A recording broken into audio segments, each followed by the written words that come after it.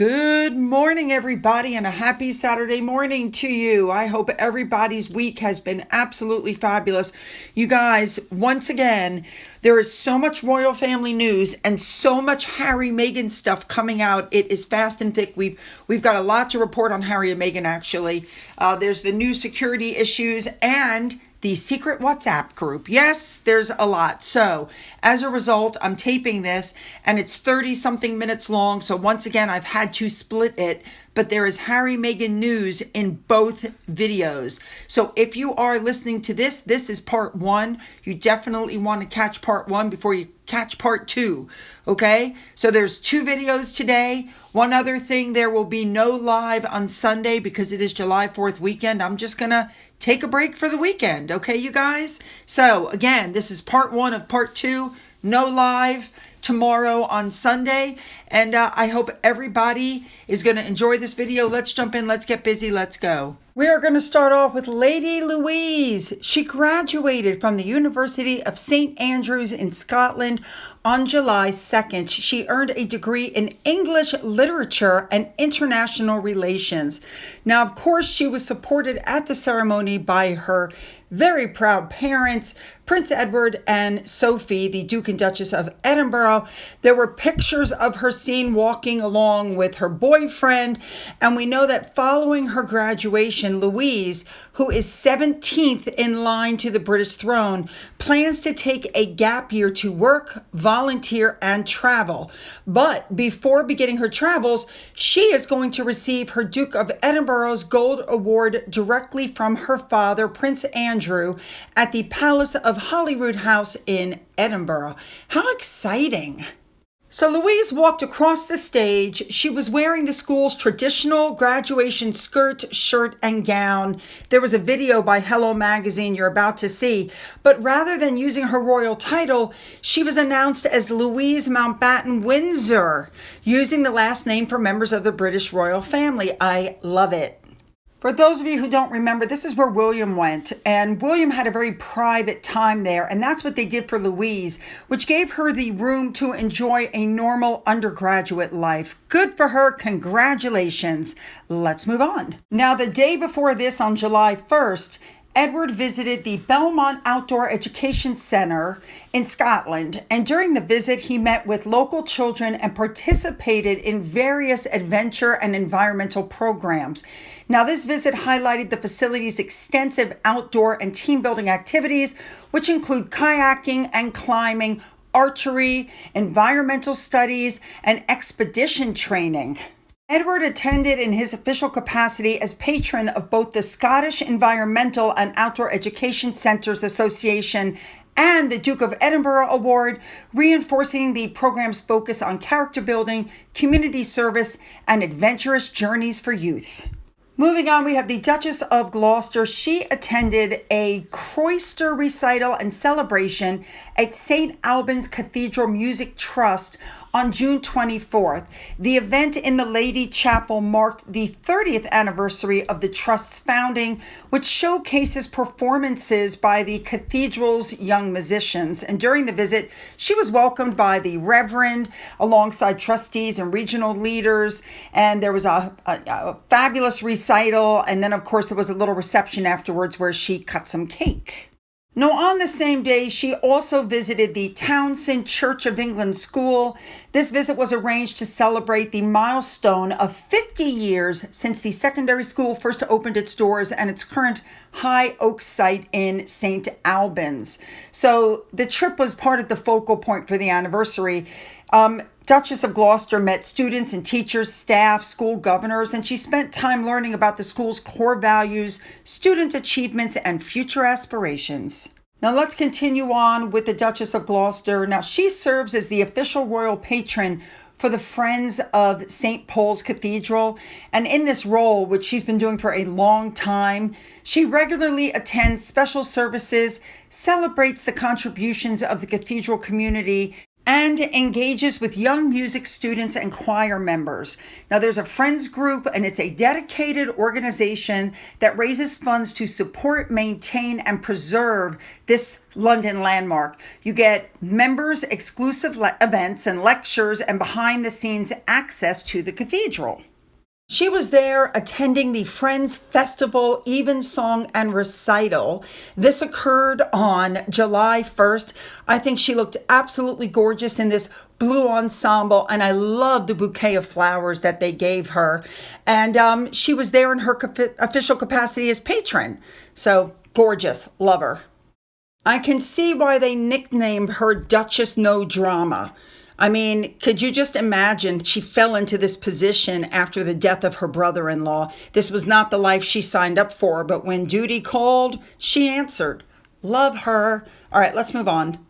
All right, next up, we're going to move on to King Charles. He visited the historic Scottish border town of Gettr. This is his first visit to the area in almost 20 years. Now, this special royal tour coincided with the town's lively annual festival and highlighted community arts, local trades, and traditional sports.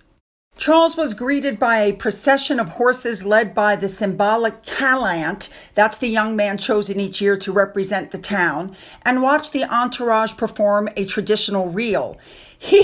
He mingled with stallholders and toured notable local establishments, including Briggsy's, Stems of Jedburgh, and the Jedburgh Chocolate House. And then he was officially invited to start the centuries-old street sport known as handbag, which has been played annually in the town since 1704.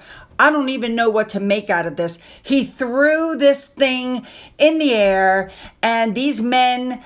I don't know what the point is of this game, but at one point they got so close to the king that they actually grabbed him and pulled him back. He was laughing so hard he literally was crying. I had to look it up. The entire town splits into two teams. You have the Uppies and the Doonies. The Doonies are from the lower part of the town. The Uppies are in the upper part of the town. Players compete for the small, heavy leather ball. It's about 5 inches in diameter, and it's stuffed with moss, straw, or newspaper, and it's decorated with long flowing ribbons. So the game begins at the town's market cross, where the guest, in this case the king, throws the ball in the air. And the moment the ball drops, a massive, tightly packed scrum of bodies forms over it, and players push, shove, and surge through the street to move the pack towards their goal. There's only one rule. You are not allowed to kick the ball. It must be handled entirely by hand. Now you can throw, pass rugby style, or run with the ball if it breaks free from the scrum. They can also smuggle it by hiding it in their jackets, socks, jeans, or bags to make the dash across town. Of course, the royal family put out their own video, as you can see, which covers a lot of what the king did. Just as an FYI, the Uppies will score if they get the ball to the castle ramparts, and the Doonies score by carrying the ball down to the town's historic footbridge near the river. And because the game can spill into alleyways and yards, local businesses board up their windows. No kidding. All right, moving on, the king, as Colonel-in-Chief of the Royal Regiment of Scotland, unveiled a statue to mark the regiment's 20th anniversary in West Princes Street Gardens in Edinburgh. Now, the statue is a bronze reclining lion sculpture, again in the West Princes Street Gardens, and the local monument was created by sculptor Kenny Hunter. It stands on a plinth composed of 6 sections to represent the historic infantry regiments united in 2006.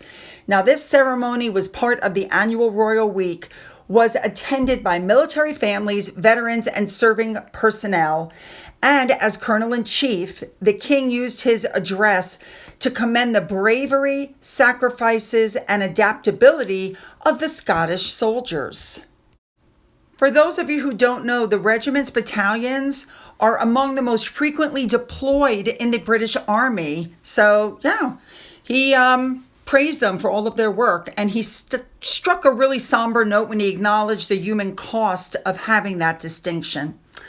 Whew, let's move on. All right, let's move on to the Princess of Wales after her National Three Peaks Challenge, she went back to work. She had a meeting on Tuesday at Windsor Castle where she welcomed Australian philanthropist Nicola Forrest in her capacity as patron of the Royal Foundation.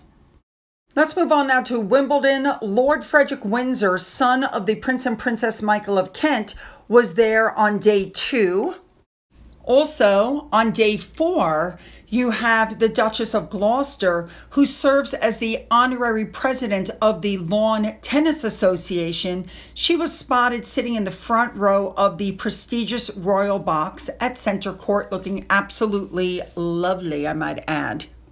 Let's move on now to Catherine, the Princess of Wales. She returned to Wimbledon on the 2nd, looking absolutely gorgeous.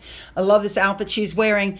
Now, one of the first things that she did after she arrived was she met up with the Shine Camera Club. This is a creative photography initiative based in the London borough of Merton, and it supports children from disadvantaged backgrounds to develop confidence and self-expression through photography.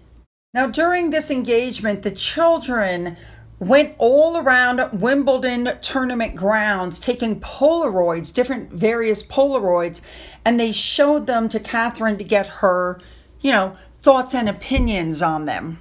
You all know that Catherine she calls herself an amateur photographer, but we all know how much she loves photography. We've seen her pictures. She always does an absolutely fabulous job, and I'm glad that she's, passing it forward to the next generation. Catherine loves tennis, but Catherine also loves her fans. And I don't know if this was a subliminal message she was sending to Harry and Meghan or what this was about. But when Catherine arrived at Wimbledon, she was hugging people. She was posing for photos with crowds. She just looked so relaxed and calm, and you had a lot of people lined up, and Catherine surprised them dishing out tickets in the sun. Wimbledon reserves a handful of tickets for same-day purchase, and some fans camp out the night before in a bid to get their hands on a pass. And so Catherine gets there and she starts handing out the tickets. Now, at one point, Catherine joined the ticketing staff to process entry passes for the fans. Could you imagine? You rock up to have your ticket scanned, and the person scanning it is the Princess of Wales, just standing there like a normal person, because that's the way she comes across. That's why people think, I'll call her Kate, because I think if I met her and I actually walked up to her and I said, "Hey, Kate, how are you?" she wouldn't be offended in the least, because that's the kind of person she is. Now, we know that Catherine is a regular at Wimbledon. She's an avid tennis fan. She has a passion for sports and the outdoors. And we know that she is patron of the All England Lawn Tennis and Croquet Club, a role that she's held, by the way, since 2016, when Queen Elizabeth II stepped down and passed it on to Catherine. So don't forget, this is right after she scaled the 3 highest peaks. Frankly, I'm surprised she was able to walk. But anyway, she chose, look at her in the middle of that crowd. Look at her. She could care less. That's what's so nice about her. Anyway, she chose not to sit in the royal box. Instead, she sat alongside former British tennis player Tim Henman, Andy Murray, and she was just watching the match unfold on court 18, having a fabulous time, I might add. She's passing people by, she's waving and saying hello. She looks fabulous and just so stunning. Now remember, Catherine's attendance reinforces Wimbledon's role as a key social and cultural event in the British summer season. And as patron, her presence draws media attention. It adds a royal dimension to the tournament celebrity mix. Her early round visit this year is notable after 2 years of only attending finals due to her recovery from cancer. So this is really signaling a return to her traditional Wimbledon schedule. So now I have some fabulous pictures for you to look at and enjoy, as well as the fashion. Here you go.